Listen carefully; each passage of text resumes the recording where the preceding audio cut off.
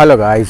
तो अभी हमारा नेक्स्ट टॉपिक है जो बहुत ही स्पेशल है, बहुत ही यूनिक है।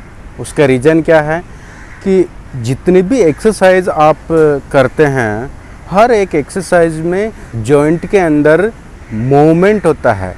ऐसा कोई भी आप एक्टिविटी कर रहे हैं उसमें जॉइंट में मूवमेंट होता है। मसल्स का जो कॉन्ट्रैक्शन होता है वो आइसोटोनिकली होता है। आइसोटोनिकली मतलब आपका मसल छोटा होएगा कॉन्ट्रैक्ट करके, फिर वापस रिलैक्स होएगा। ऐसा मूवमेंट होता है हर एक मसल्स में। आज हम जिस टॉपिक पे डिस्कस करें वो एक स्पेसिफिक मसल्स है जिसको ट्रेन करना है हमको, लेकिन वो उसका काम ये नहीं है ऐसा कॉन्ट्रैक्शन करना नहीं है। कॉन्ट्रैक्शन करेगा लेकिन आइसोटोनिकली नहीं करेगा। उसका कॉन्ट्रैक्शन कैसा रहेगा? Isometric contraction. आइसोमेट्रिक मतलब वो कॉन्ट्रैक्ट करेगा लेकिन उसका लेंथ जो है वो कम ज़्यादा नहीं होता है। बहुत ही स्पेशल है और नेचर का गिफ्ट समझे आप, या ऐसा कुछ स्पेशल है। उसके ऊपर हम डिटेल से डिस्कस करेंगे। उसका नाम है ट्रांसवर्सस एब्डोमेन। जब भी आप कोर का ट्रेनिंग करते हैं, एब्स से रिलेटेड सारी एक्टिविटीज़ करते हैं, कोर ट्रेनिंग का मतलब आपका ये वाला पोर्शन, इसमें जितने भी मसल्स आते हैं। अभी आपको एक बेसिक रफ आइडिया देता हूँ कि इसमें कौन कौन से मसल। समझो सबसे ऊपर आपका ये रेक्टस एब्डोमिनल है, जो एब्स जो आपको विजुअली दिखता है किसी किसी का, जिसका फिटनेस स्कोर अच्छा होता है या फिर उसका फैट परसेंटेज कम होता है तो उसका पूरा कंप्लीटली दिखता है। तो जो ऐसा जो पूरा किसी का 2, 4, 6 अलग अलग वो जेनेटिक के ऊपर डिपेंड करता है, जिसका ये क्लियर दिखता है रेक्टस एब्डोमेन। ओके, ये उसका पहला परत है। ओके, ये आपके कोर मसल्स का पहला परत है, फर्स्ट लेयर है।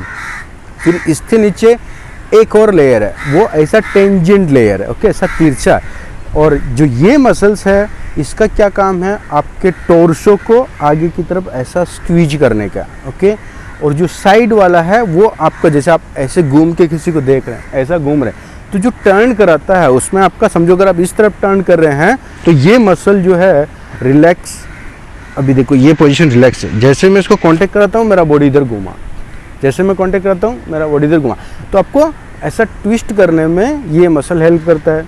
तो सबसे पहले रेक्टस एब्डोमिनल, उसके बाद ये टेंजेंट वाला ओब्लिक, ओके, ये वाला एक्सटर्नल ओब्लिक, फिर इसके नीचे एक और आता है इंटरनल ओब्लिक्स, वो पूरा ऐसा है। ओके, तो उसका वो सबसे ज़्यादा डोमिनेंट होता है ट्विस्टिंग मोमेंट में, रोटेशन में, आपका टॉर्सो रोटेशन में हेल्प करता है। फिर ये पीछे की तरफ रहता है क्वाड्रेटस लंबोरम। ओके, क्वाड्रेटस लंबोरम, इसको क्यूएल बोलते हैं। ओके, तो ये बैक में ट्रेन होता है, इसलिए आपने इसका इतना सुना नहीं रहेगा क्योंकि ये बैक वाले मसल्स में ज़्यादा इन्वॉल्व होता है। तो कुछ लोग इसको कोर मसल्स में इन्वॉल्व नहीं करते हैं, लेकिन आपको मेनली ध्यान रखना है कि सबसे पहले ऊपर जो है वो रेक्टस एब्डोमेन, ऊपर वाला मसल, फिर उसके बाद में साइड वाला, फिर उसके नीचे ये वाला, और सबसे नीचे एक ऐसा नेचुरल बेल्ट होता है। ओके, जो आपके स्पाइन में यहाँ से कनेक्ट होता है, पूरा घूम के फिर यहाँ कनेक्ट होता है। मतलब एक तरह से आप बोल सकते हैं कि ये आपका नेचुरल बेल्ट है।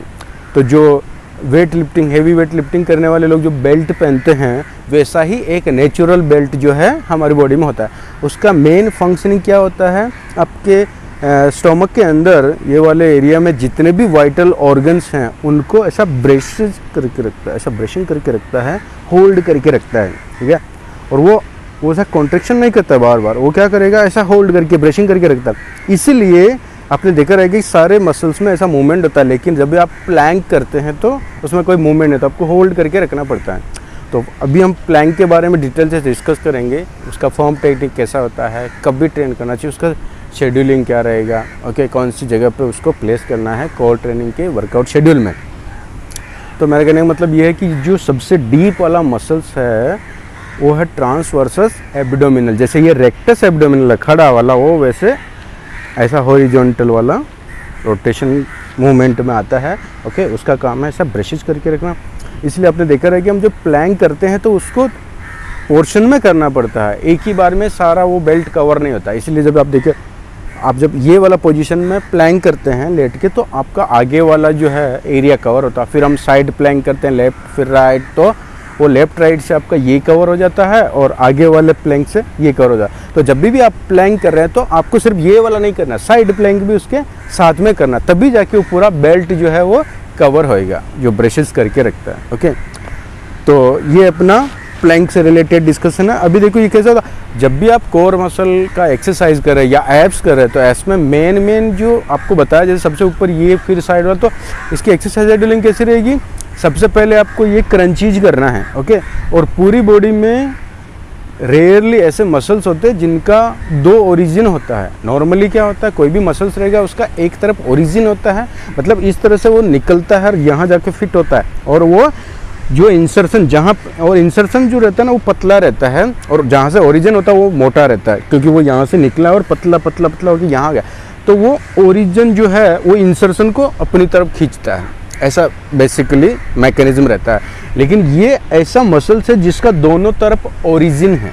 ओके, एब्स का दोनों तरफ ओरिजिन है, यहाँ कनेक्ट है, यहाँ कनेक्ट है, लेकिन दोनों तरफ बराबर थिक ओरिजिन है उसका, इंसर्शन नहीं है। इसलिए इसको आप दोनों तरह से ट्रेन कर सकते हैं। आपने देखा रहेगा लोग क्रंचेज भी करते हैं, लेग रेजेज भी करते हैं, दोनों में सेम मसल काम करता है, वेरिएशन अलग है, लेकिन आप एक ही मसल को टारगेट कर रहे हैं।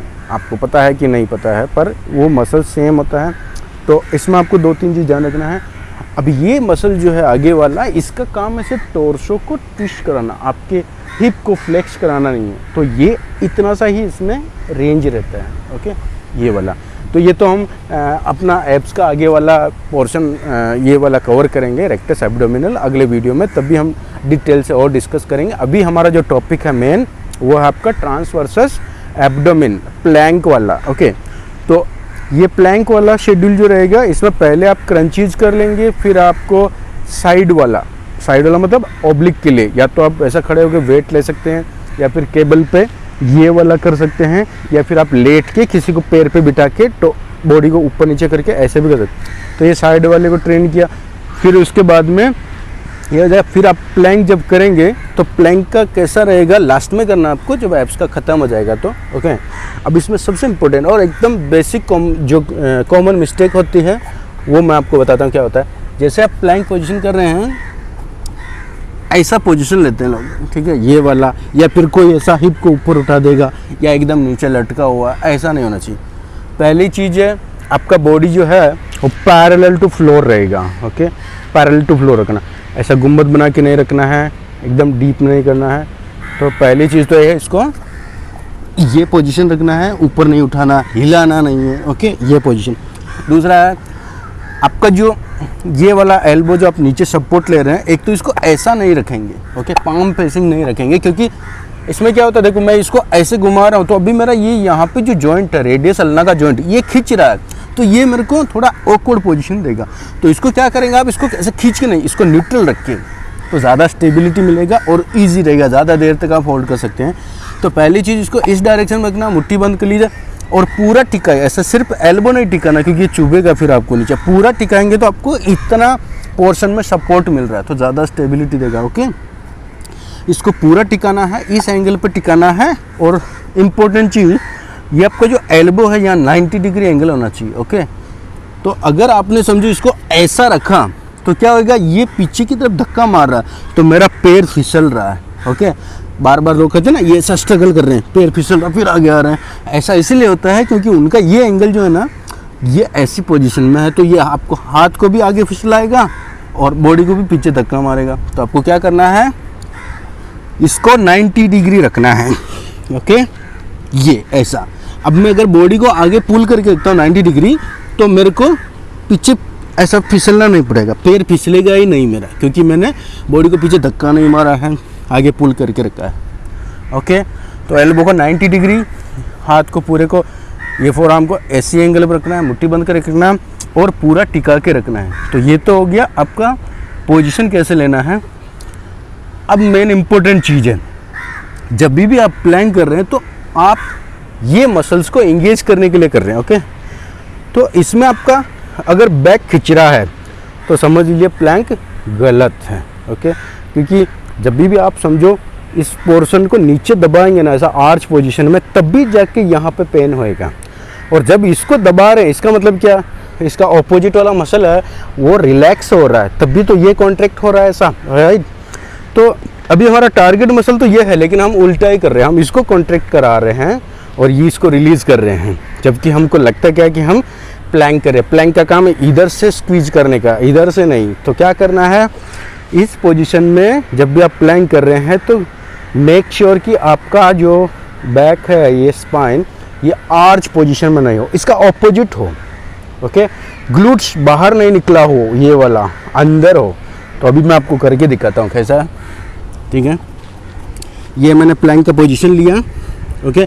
नेक को न्यूट्रल रखना, आगे नहीं देखना है, साइड में नहीं देखना, ऐसा सामने देखना है, ओके। ये आपका पोजीशन। अभी देखिए, अभी मैंने आर्च किया, ओके। ये वाला पोजीशन गलत है, ओके। अभी मैं देखो स्क्वीज कर रहा हूँ ऐसा।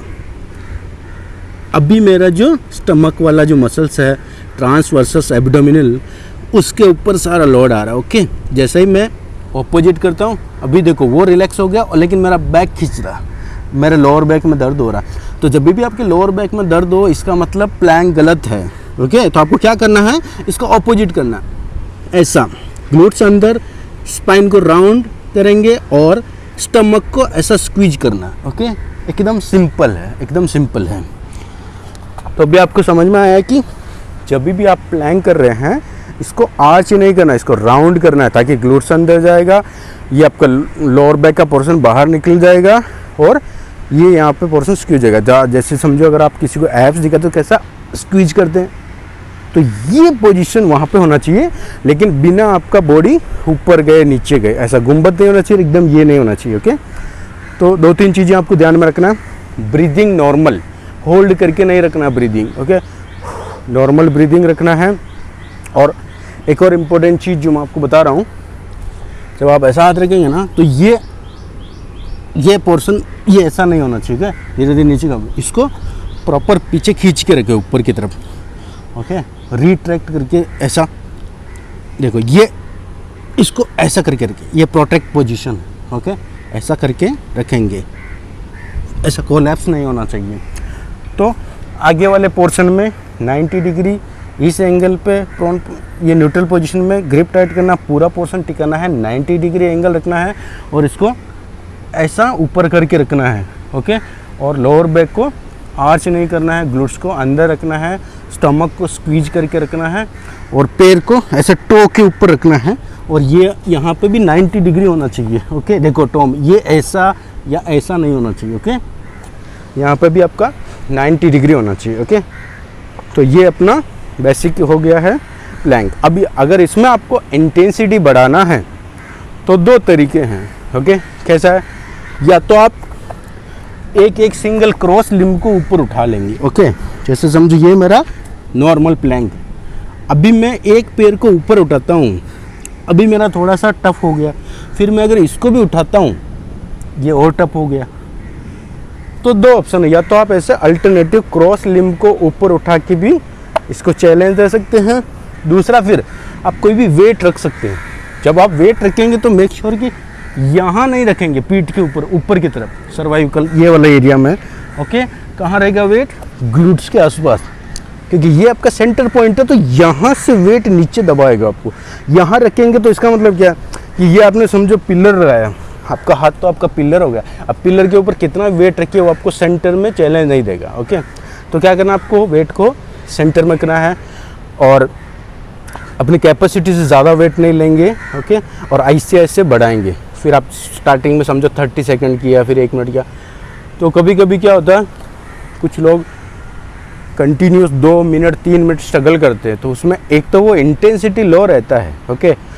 और दूसरा क्या है, फिर वो पोस्चर जो है ना गड़बड़ होने लगता है। बैक आर्च रहेगा लेकिन वो प्रॉपर प्लैंक नहीं हो, क्योंकि ज़्यादा ड्यूरेशन हो गया।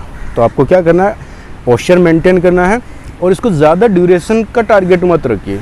कितना इंटेंस आप कर रहे हैं वो सबसे इम्पोर्टेंट। जो आपका कोर मसल जो स्ट्रांग होएगा वो डिपेंड करता है आप कितना इंटेंसिटी के साथ कर रहे हैं। तो हमेशा कोशिश करिए कि आपका टारगेट 30 सेकंड या 1 मिनट हो चलेगा, लेकिन वो इंटेंसिटी के साथ में होना चाहिए। अगर आप समझो 1 मिनट से ज़्यादा कर पा रहे हैं, इसका मतलब वो इंटेंसिटी आपके लिए बहुत ही कम है। तो आपको क्या करना है, उसमें थोड़ा वेट डालना है, ओके। वेट डाल के आप इंटेंसिटी बढ़ा सकते हैं।